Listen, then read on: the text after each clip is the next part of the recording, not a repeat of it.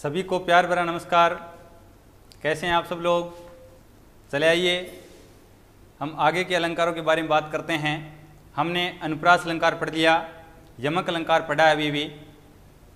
पिछले वीडियो में हमने यमक अलंकार पढ़ा था कि यमक अलंकार है वो शब्दों की आवृत्ति करता है, अर्थात कोई शब्द बार बार आता है और प्रत्येक बार उस शब्द का अलग अलग अर्थ निकलता है, वहाँ पर यमक अलंकार होता है। बहुत सारे उदाहरणों के बारे में हमने चर्चा की थी, जैसे सजना है मुझे सजना के लिए, यहाँ पर सजना शब्द 2 बार आ रहा है, प्रत्येक बार अर्थ विभिन्न है ना।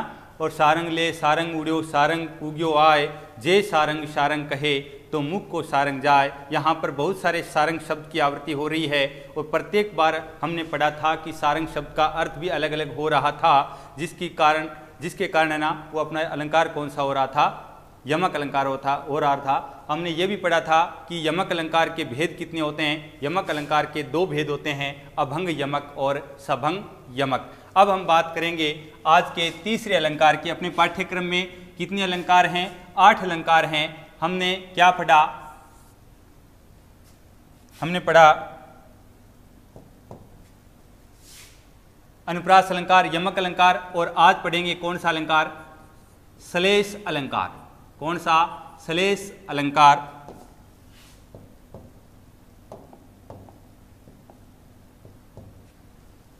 तीसरा है, क्या हो रहा है यार? तीसरा है आपका श्लेष अलंकार। श्लेष अलंकार पहले देख लीजिएगा इसके बारे में कि श्लेष अलंकार क्या होता है, क्या इसकी डेफिनेशन होगी, है ना। इसके बारे में देखेंगे। श्लेष अलंकार कि श्लेष अलंकार किसी वाक्य में एक शब्द केवल एक ही बार आएगा और प्रत्येक बार उस शब्द का अलग अलग अर्थ निकलेगा, वहां पर श्लेष अलंकार होगा। यमक अलंकार में तो कोई शब्द बार बार आ रहा था, अर्थात कोई शब्द न्यूनतम 2 बार आना जरूरी था, समान शब्द।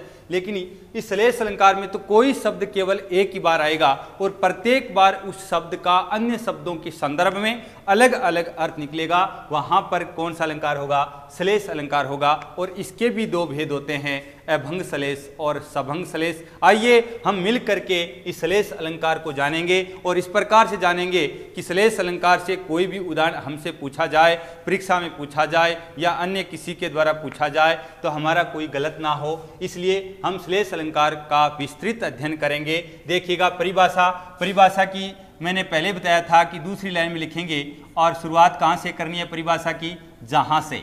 सीधी सी बात है। एक तो आपको बात ध्यान में रखनी है कि जितने भी अलंकारों की परिभाषा देनी है तो उस अलंकार की परिभाषा हम जहाँ से शुरुआत करेंगे, जहाँ कोई शब्द कोई सा भी हो सकता है, जहाँ कोई शब्द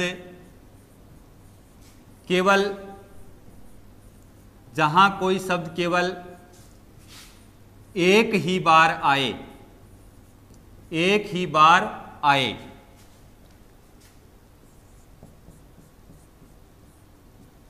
अब देख लीजिएगा, जहां कोई शब्द केवल एक ही बार आए। मैंने पहले ही बोला था जहां बोलते बोलते लिखते लिखते थोड़ा सा रुक जाते हैं तो वहां पर गलती से नहीं, सही प्रकार से अल्प विराम का प्रयोग कर देते हैं। आगे यहां पर लिखेंगे शुरुआत जहां से हो रही है तो अंत कहां से करेंगे? वहां से। वहां श्लेष अलंकार होता है। इस परिभाषा को अभी याद करना है। वहां श्लेष अलंकार होता है, वहां श्लेष अलंकार होता है। ये लो सा, वहां श्लेष अलंकार होता है। बस ये की ये परिभाषा लिखनी है।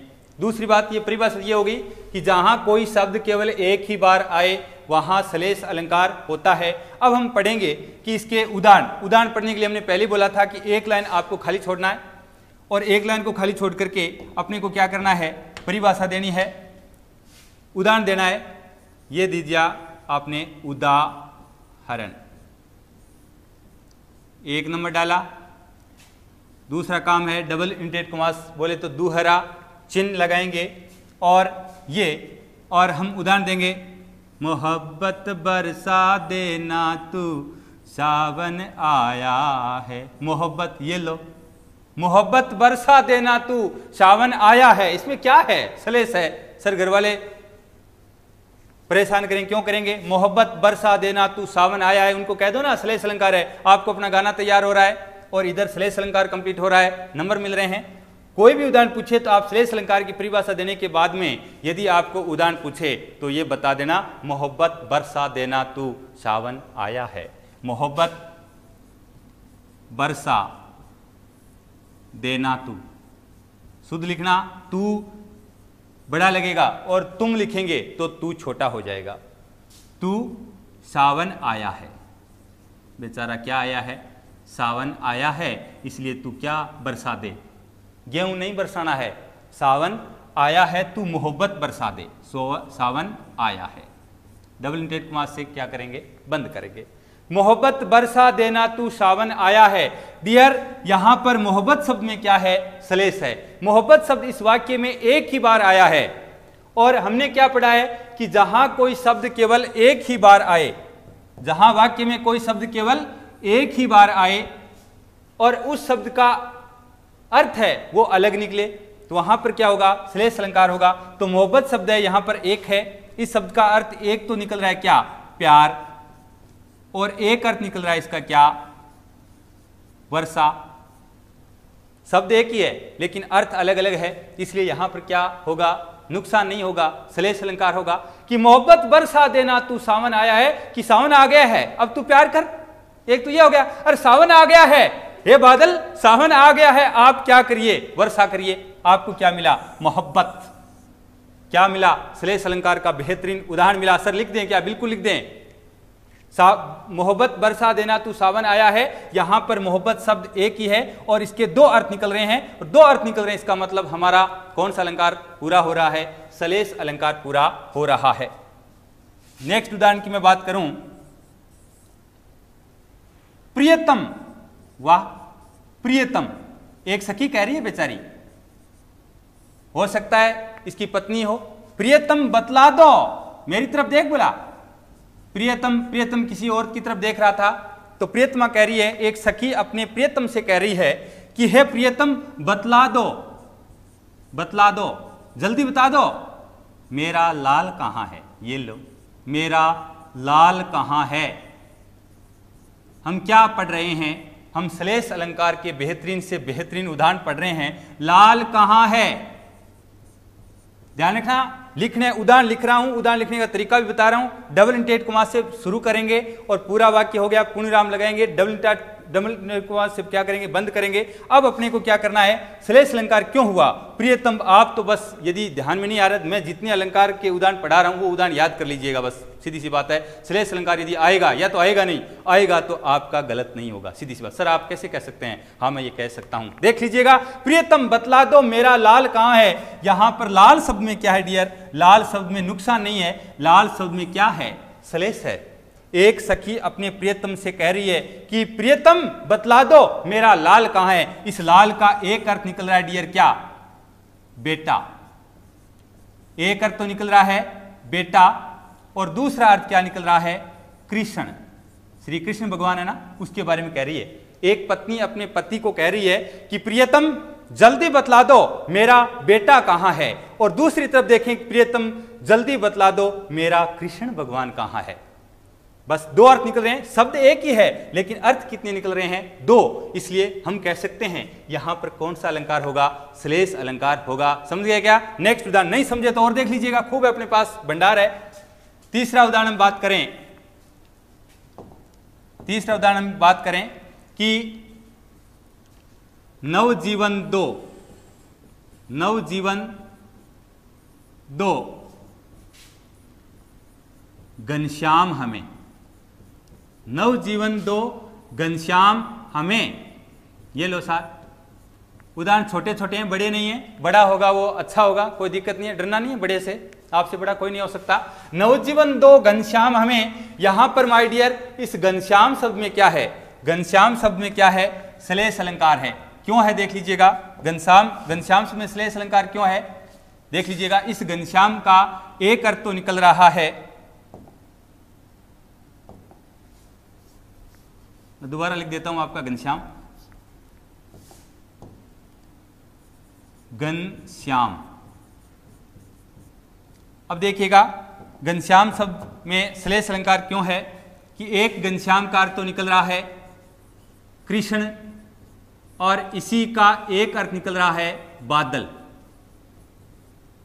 यहां पर कोई किसान तो कह रहा है कि हे बादलों वर्षा करो और वर्षा करके हमें नया जीवन प्रदान करो। नवजीवन स्कूल नहीं है, नवजीवन दो घनश्याम हमें, अर्थात हे बादलों वर्षा करो, हम आपके ऊपर ही आधारित हैं, वर्षा करो ताकि हमें क्या मिले, नया जीवन मिले। और दूसरा घनश्याम कर देखें कि हे कृष्ण हमारे ऊपर दया करो, हमारे पास आओ, हम आपकी कृपा कर रहे हैं, हम आपकी क्या कर रहे हैं, भक्ति कर रहे हैं, और आप हमें क्या दो, कृपा दो, अर्थात दया दिखाओ, हमारे पास आओ। तो यहां पर डियर इस घनश्याम शब्द के कितने अर्थ निकल रहे हैं? दो। घनश्याम एक ही है लेकिन इसके अर्थ दो निकल रहे हैं। बस हमें क्या चाहिए, हमें यही तो चाहिए कि कोई शब्द केवल एक बार आए और उसका अर्थ प्रत्येक बार भिन्न भिन्न हो, तो वहां पर कौन सा अलंकार होगा? श्लेष अलंकार होगा। और चाहिए ये लिए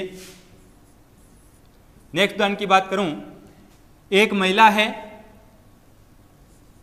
कई प्रकार की महिलाएं होती हैं घरों में।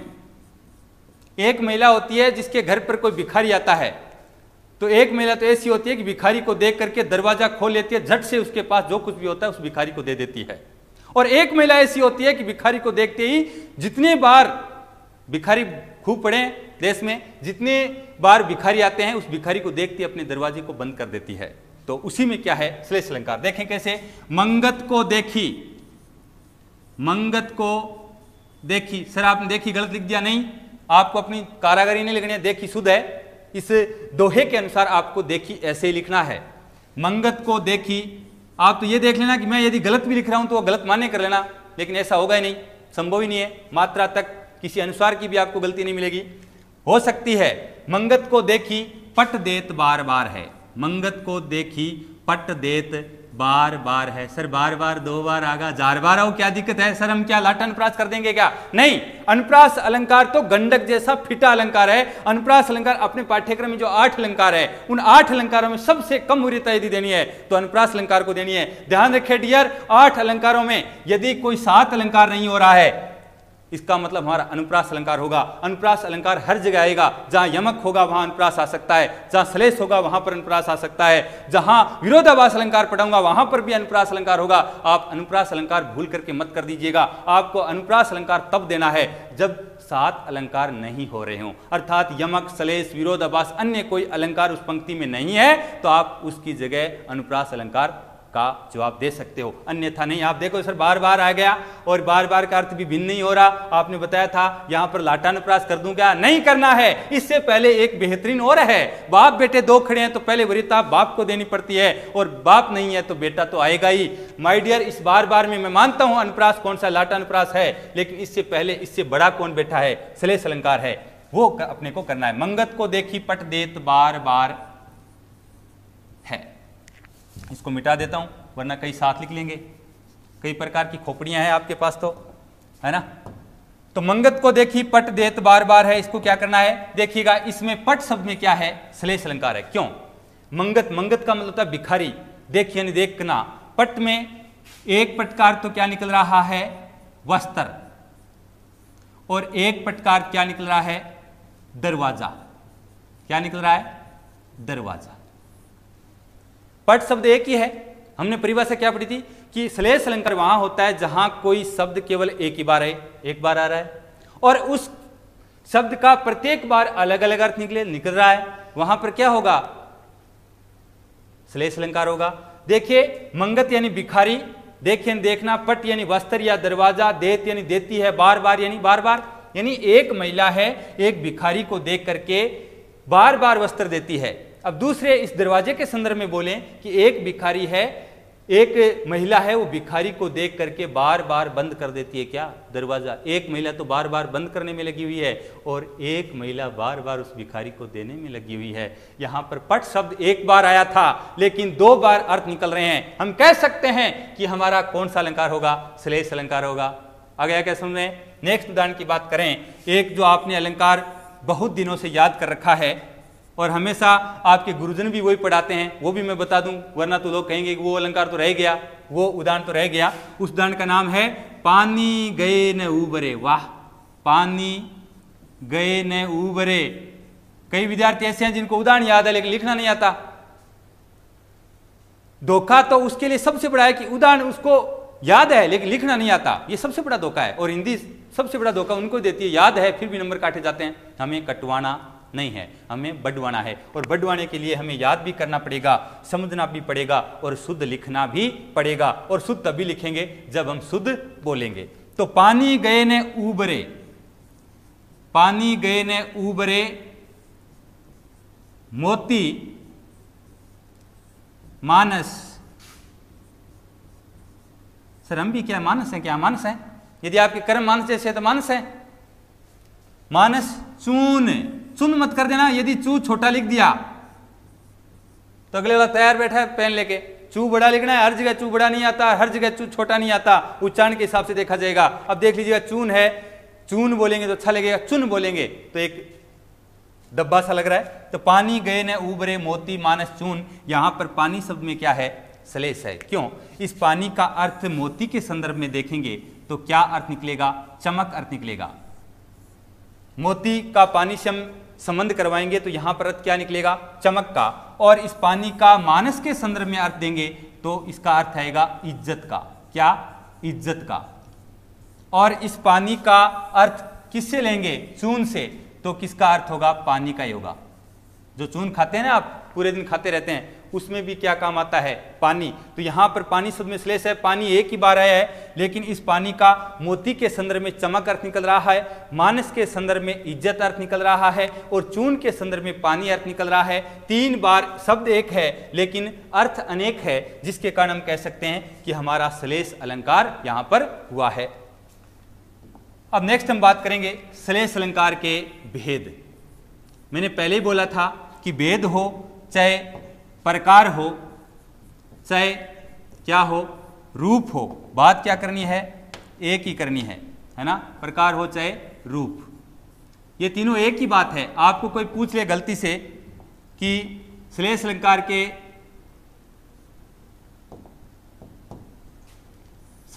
के भेद कितने होते हैं, या प्रकार कितने होते हैं, या रूप कितने होते हैं, तो आपको कितने बताने हैं? 2 ही बताने हैं। यमक अलंकार के कितने भेद होते थे? 2 ही होंगे, अभंग यमक और शभंग यमक। आपने याद तो एक ही बार किया, लेकिन इसका भी आपको पता चल जाएगा कि श्लेष अलंकार के भी कितने भेद होते हैं? 2 भेद होते हैं। नंबर 1 तो है अभंग, हमारा नहीं हो भंग, और दूसरा है सभंग, हमारा हो भंग। ये लो सा। अब आपको पूर्ण विराम लगाना है। कोई कह दे कि श्लेष अलंकार किसे कहते हैं, कितने भेद होते हैं, तो सबसे पहले लिखेंगे श्लेष अलंकार की परिभाषा दे देंगे, जहां एक शब्द केवल एक ही बार आए और प्रत्येक बार उसका अर्थ अलग अलग निकले, वहां पर श्लेष अलंकार होता है। एक लाइन छोड़ेंगे और हेडिंग डालेंगे श्लेष अलंकार के भेद, अंडरलाइन करेंगे, विवरण चिन्ह का प्रयोग करेंगे, उस लाइन को खाली छोड़ेंगे और नीचे वाली लाइन में लिखेंगे कि श्लेष अलंकार के 2 भेद होते हैं, और लाइन को खाली छोड़ करके नंबर 1 डालेंगे अभंग और नंबर 2 डालेंगे शभंग, और पूर्ण विराम लगा देंगे। इसके आगे आप ये भी लिख सकते हैं अभंग श्लेष, शभंग श्लेष। हम श्लेष मैंने इसलिए नहीं लिखा है क्योंकि मैं श्लेष अलंकार के उदाहरण ये भेद पढ़ा रहा हूं, इसलिए नहीं लिखा। आप यहां पर लिख सकते हैं अभंग श्लेष, शभंग श्लेष, और आगे आपको क्या देना है? पूर्ण विराम। ये श्लेष अलंकार भी अपना क्या हो गया भाई? पूरा हो गया है। 3 अलंकारों को हमने पढ़ लिया है। नेक्स्ट अलंकार की मैं बात करूं, वो कौन सा है? चौथा अलंकार है, जिसका नाम है उपमा। कौन सा अलंकार है? उपमा। इसके बारे में देखेंगे। उपमा अलंकार होता क्या है? देखिएगा, उपमा अलंकार में एक तो होता है उपमेय और एक होता है उपमान। साधारण सी कोई सामान्य सी वस्तु होती है, उसको हम उपमेय मानेंगे, और साधारण सी वस्तु को गुण धर्म या व्यापार उसके कार्यों के आधार पर यदि प्रसिद्ध पदार्थ अर्थात उपमान के समान मान लिया जाए, वहां पर उपमा अलंकार होता है। अर्थात मैंने क्या बोला? उपमेय एक शब्द होता है उपमेय, और एक शब्द होता है डियर उपमान। इसके बारे में जानेंगे। पहले ये उपमेय उपमान आएगा, अब 2-3 अलंकारों में उपमेय उपमान के बारे में पढ़ेंगे। अब सबसे पहले ये जानना जरूरी होता है कि कई विद्यार्थियों को ये पता नहीं होता कि उपमेय क्या होता है, उपमान क्या होता है, तो उसके सामने सबसे बड़ी परेशानी हो जाएगी, और मैं नहीं चाहता आपकी कोई परेशानी हो। किसी विद्यार्थी को डाउट मैं आने नहीं देता, डाउट पूरी कक्षा में सम्मिलित हो जाती है, यही पूरी हो जाती है, किसी को पूछने का मौका नहीं देता। आप क्या पूछने वाले उसका मुझे पूरा पता रहता है। उपमेय का मतलब होता है जिसकी तुलना की जाए, जिसकी तुलना हो उसे तो क्या कहते हैं, उपमेय। और उपमान क्या होता है, जिससे तुलना हो, जिससे तुलना हो वो क्या होता है डियर, उपमा। सर हम अभी भी नहीं समझे, और समझोगे, क्या दिक्कत है, आप तो कह दोगे सर हम समझ गए। उपमेय का मतलब होता है जिसकी तुलना हो। जैसे मैं आपकी तुलना किसी अन्य से करूं तो आप क्या है, उपमेय। और किसके समान आपकी तुलना कर रहा हूं वो क्या है, उपमान। अर्थात जिसकी तुलना की जाए वो तो उपमेय, और जिसके साथ की जाए वो क्या है, उपमान। जैसे उदाहरण में बात करूं, चंद्रमा सा, चंद्रमा सा मुख, ये लो, मैंने उदाहरण दे दिया चंद्रमा सा मुख। तो यहां पर आपका मुख किसके समान बताया मैंने, चंद्रमा के समान। तो मैं किसकी तुलना कर रहा हूं, किसकी बात कर रहा हूं, इस मुख की बात कर रहा हूं। तो ये मुख तो क्या हो जाएगा, उपमेय। ये मुख तो क्या हो जाएगा डियर, उपमेय। और इस मुख को किसके समान बताया जा रहा है, चंद्रमा के समान। तो ये चंद्रमा क्या हो जाएगा, उपमान हो जाएगा। तो हम उपमा अलंकार में ये बातें पढ़ेंगे कि यदि उपमेय को गुण धर्म के आधार पर, उनकी विशेषताओं के आधार पर उपमान के समान मान लिया जाए, उपमान के समान मान लिया जाए, तो वहां पर कौन सा अलंकार होगा, उपमा अलंकार होगा, है ना। तो इसकी परिभाषा हम देखते हैं। परिभाषा देखें किसकी, उपमा अलंकार की। मैंने उपमा अलंकार के बारे में क्या बताया कि उपमा अलंकार में एक तो होता है उपमेय और एक होता है उपमान, एक होता है उपमान।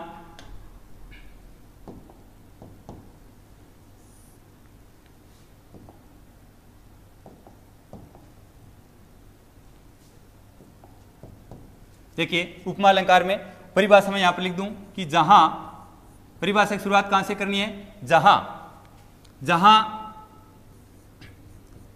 सामान्य पदार्थ को, जहां सामान्य पदार्थ, यहां पर सामान्य पदार्थ कौन हो रहा है, आपका मुख से क्या है, सामान्य पदार्थ ही है। सर मेरा सामान्य पदार्थ तो नहीं है, मेरा मुख बहुत अच्छा है, तो लिए रहे, मानना क्या पड़ेगा, उपमेय। जहां सामान्य पदार्थ उपमेय को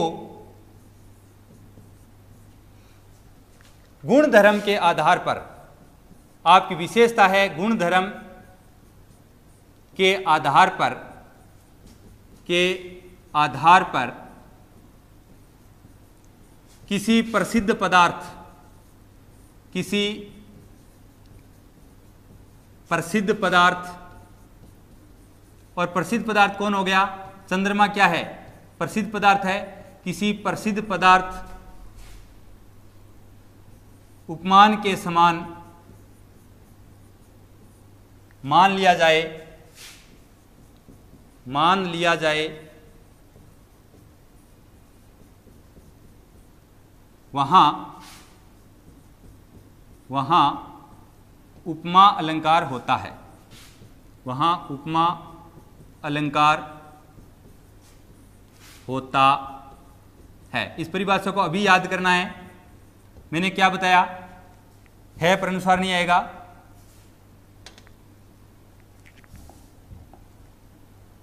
है पर अनुस्वार नहीं आएगा, क्योंकि एक वचन है ना, एक वचन के है पर अनुस्वार कभी भी नहीं आता, ये मैंने बताया था।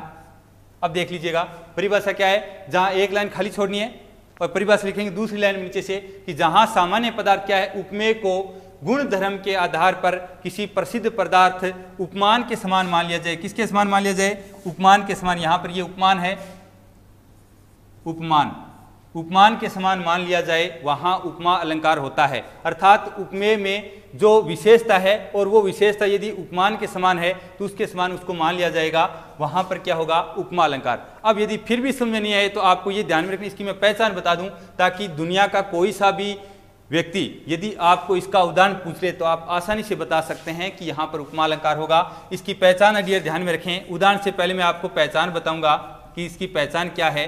कोई भी उदाहरण होगा तो आपको क्या मिलेगा जिसके कारण आप कह सकते हैं कि यहाँ पर उपमा अलंकार होगा। ध्यान रखें, उपमा अलंकार में गिने चुने शब्द हैं, उनको अच्छी प्रकार से रट लीजिएगा। जब परीक्षा देने जाएं तो आप अच्छी प्रकार से इनको याद करके जाएं कि यदि उपमा अलंकार हो गया तो मैं छोड़ूंगा नहीं। हालांकि आपने जितने भी अलंकार पढ़े हैं और यदि कोई भी अलंकार आएगा, अलंकार तो बिल्कुल आएगा, एग्जाम में 2 नंबर का अलंकार आएगा, कोई सा भी पूछे मैं यकीन के साथ कह सकता हूं कि मेरे विद्यार्थी गलत करके नहीं आएंगे। तो यहां पर उपमा अलंकार की मैं बात करूं, पहचान देख लेना कि उपमा अलंकार के वाक्य में आपको क्या मिलेगा, सा, कहीं पर भी सा, सी, से, सम, दीवार पे लिख लेना, कहीं भी सोते समय उठते समय गुनगुनाते रहिए, सा, सी, से, सम, और बेहतरीन अलंकार है, अच्छा अलंकार है और अब की बार आ भी सकता है।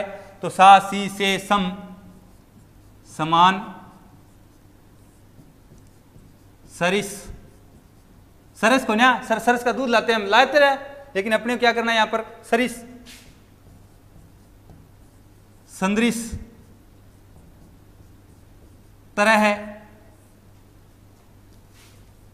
जैसे, जैसा, जैसी,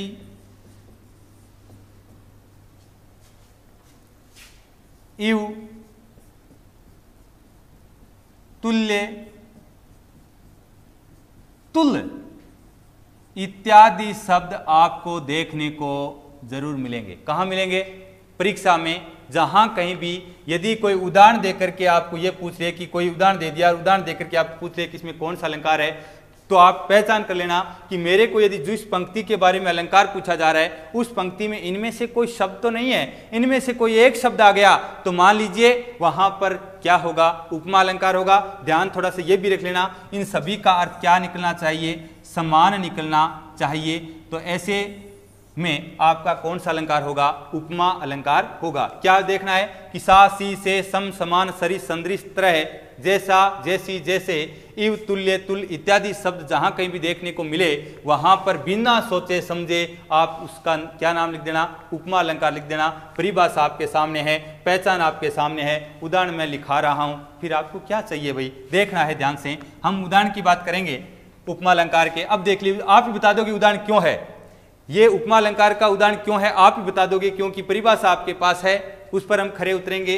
पहचान मैंने लिखाई है, वो भी कहीं ना कहीं जरूर मिलेगा, तो वो भी आपको मिलेगा, आप बता दीजिएगा यहां पर उपमा अलंकार क्यों है। जैसे मैं बात करूं, जैसे वो गाना सुन रहा ना, फूलों सा चेहरा तेरा कलियों सी मुस्कान है, सर अभी सुनाऊंगा मैं, अब दोस्तों करता हूं, फोन कर दे। फूलों सा, वाह, फूलों सा क्या, फूलों सा चेहरा तेरा, वाह सर मैं याद कर लूं क्या, कर ले, फूलों सा चेहरा तेरा, कलियों सी, शुद्ध लिखना पर फूल के फतेहपुर हो जाएगा और फिर याद तो कर लेगा लेकिन लिखना नहीं आएगा। कलियों सा, कलियों सी मुस्कान है, बोल लो, कलियों सी बेटे की क्या है, मुस्कान है, मुंह चाहे कैसा भी हो, और मुस्कान कैसी है, कलियों जैसी, कलियों सी मुस्कान है, रंग तेरा देख के, वो अपने को आगे नहीं लिखना है तब होता है। अब मैंने ये भी बताया कि अलंकार के उदाहरणों को लिखना है तो एक लाइन खाली छोड़ करके और डबल इंटेड कॉमा से शुरू करेंगे, और शुरू कर दिया तो उसको बंद भी करेंगे। अब देखिए आपको क्या मिला, आपको लड्डू नहीं मिला, मैंने पहचान बताई दी कि उपमा अलंकार के उदाहरणों में आपको सा, सी, से, सम, ये ले सी, बस हो गया।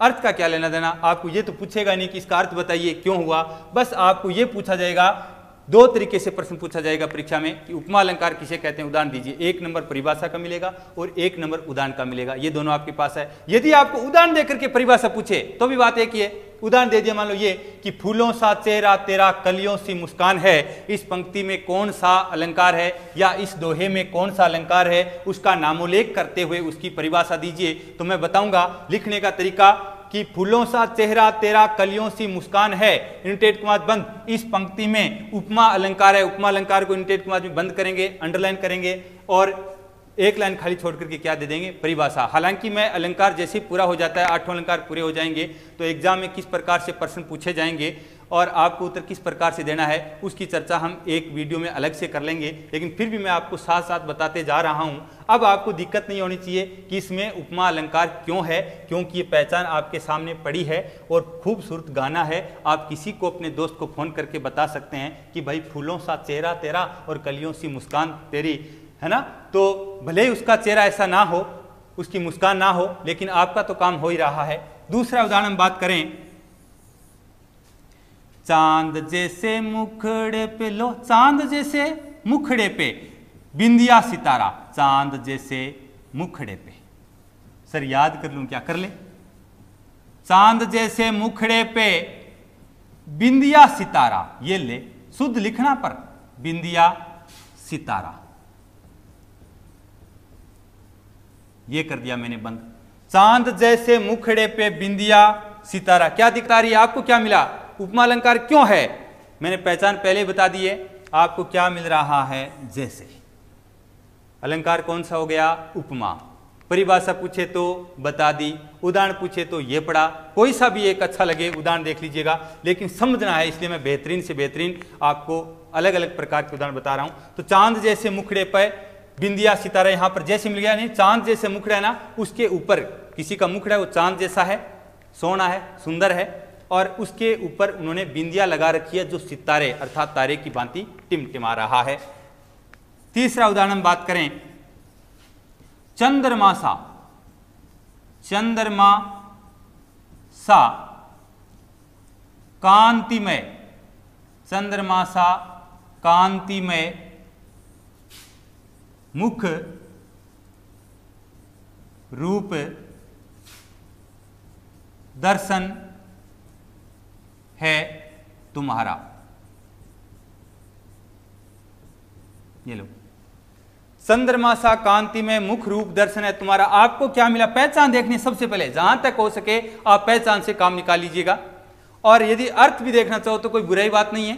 अर्थ यदि आप जानने की कोशिश कर रहे हैं तो इससे बड़ी बात हो ही नहीं सकती, सोने में सुहागा हो जाएगा फिर तो। लेकिन कई विद्यार्थी ऐसे हैं मेरे जैसे कि उनको पहचान से मतलब है। आपको ज्यादातर पहचान पकड़नी है, पहला काम पहचान पकड़ना, उसके बाद में यदि आपके पास समय है तो अर्थ को जानने की भी कोशिश करना, कोई बुराई बात नहीं है। चंद्रमा सा कांति में, अर्थात एक महिला दूसरी महिला को कह रही है कि तुम्हारा मुख है ना वो चंद्रमा के समान है। कांतिमय का मतलब होता है चमकना, और रूप दर्शन है तुम्हारा, यानी तुम्हारा मुख है ना वो चंद्रमा के समान चमक रहा है। जिस प्रकार चंद्रमा चमकता है ना, उसी प्रकार तुम्हारा शोभड़ा बोले तो मुख भी चमक रहा है। इसका मतलब तुम्हारा मुख है वो चंद्रमा के समय चमक रहा है। वो कह रही है ऐसे कि हाँ बिल्कुल ऐसे, है ना। ये सा कई बार कहते हैं, जैसे एक पत्नी है, कई बार मेरी घरवाली मेरे सामने से कपड़े पहन के कई बार आती है, मैं कैसे लग रही हूँ? तो नागिन जैसी लग रही है। कैसी लग रही है? नागिन जैसी। तो यहां पर अपन लिख देते हैं, नागिन सा रूप है तेरा, नागिन सा रूप है तेरा। ये ले, नागिन सा रूप है तेरा। कैसी लग रही हूं? तू बहुत बुरी लग रही है। यदि आप कोई पूछे कैसी लग रही हूं मैं, तो उनको ये बोलो बहुत बुरी लग रही है ना। और बाद में श्लेष अलंकार में कंप्लीट कर देना कि इसका अर्थ और भी निकल रहा है। बुरी का मतलब होता है अच्छा भी होता है कहीं कहीं, है ना। नागिन सा रूप है तेरा। आपको क्या मिला भाई? सा, अर्थात कोई महिला है वो काले रंग की है और वो कह दे कि मैं कैसे लग रही हूं, तो आप कहते हैं नागिन जैसे। क्यों? नागिन का रंग कैसा होता है? काला। किसी ने देखा नहीं होगा, एक अलग बात है, लेकिन देख लें तो आप उनको ये देखना है कि नागिन है वो काले रंग की होती है, और किसी के रूप की संज्ञा नागिन के रूप के समान बता दी है, इसलिए यहां पर कौन सा अलंकार होगा? उपमा अलंकार होगा। नेक्स्ट उदाहरण की मैं बात करूं, पीपर पात, पीपर पात सरिस मन डोला, डोला रे डोला रे डोला। डोला, क्या डोला? पीपल का, पीपर पात सरिस मन डोला। विद्यार्थियों हिंदी पढ़ना है, मजे से पढ़ना है, बस झटके मत लेना। पीपर पात सरिस मन डोला, आपको क्या मिल रहा है? सरिस, बस। और ये पहचान किसकी है? उपमा अलंकार की। बस हो गया। अगले वाला ये तो पूछेगा, या तो पूछेगा कि पीपर पात सरिस मन डोला, अर्थात कोई पंक्ति दे देगा और आपको पूछ लेगा कि उसमें अलंकार कौन सा है, तो आप बता देंगे उपमा अलंकार है, क्योंकि आपको पहचान मिल गई। सीधी सी बात है, पहचान मिलेगी आपको, चाहे कोई सा उदाहरण कोई सा भी आ सकता है, लेकिन पहचान मिलेगी। पहचान मैंने आपको बता दी है। और परिभाषा पूछे तो परिभाषा आपके पास है। पीपल पात पत सरिस मन डोला का मतलब, पीपर का मतलब होता है पीपल। पीपर का मतलब क्या हो जाएगा? पीपल। पात यानी पत्ता, और सरिस यानी समान, और मन यानी हृदय। सर मेरो दिल के, हाँ तेरो दिल है। और डोला यानी डोलना। पीपर पात सरिस मन डोला, जिस प्रकार पीपल का पत्ता डोलता रहता है, उसी प्रकार अपना मन भी डोलता रहता है। मैं यहां जाऊं कि वहां जाऊं, रसगुल्ला खाऊं कि चमचम खाऊं, अपना मन डोलता रहता है। तो पीपल के पत्ते का काम भी क्या है? डोलना। और मन का काम भी क्या है? डोलना। दोनों का काम क्या है? डोलना। तो यहां पर मन की तुलना किससे कर दी गई? पीपल के पत्ते से। डियर, मन क्या है? उपमेय है। मन क्या है? उपमेय। मैं जिसकी तुलना कर रहा हूं, पहले बताया था, जिसकी हम तुलना करते हैं वो उपमेय होता है। इस मन को किसके समान बता दिया? पीपल के पत्ते की भांति बता दिया। तो ये पत्ता क्या है? उपमान।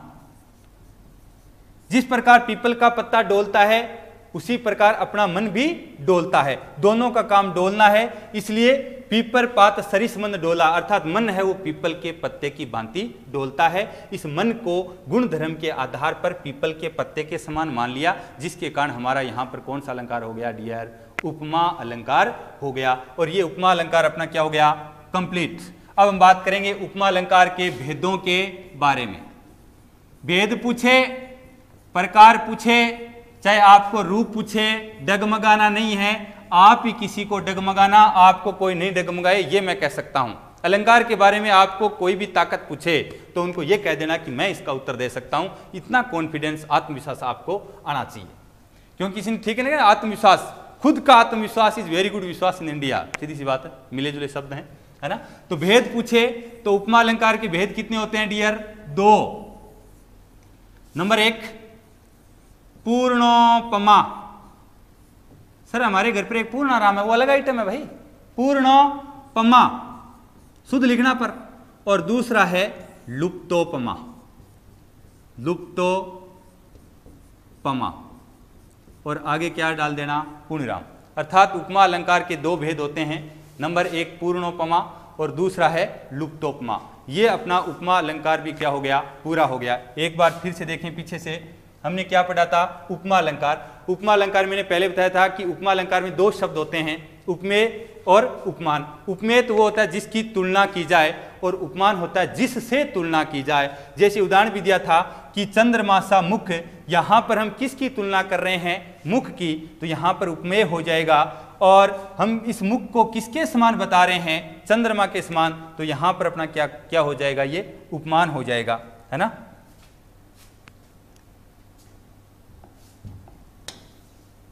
ये मिटेगा क्या?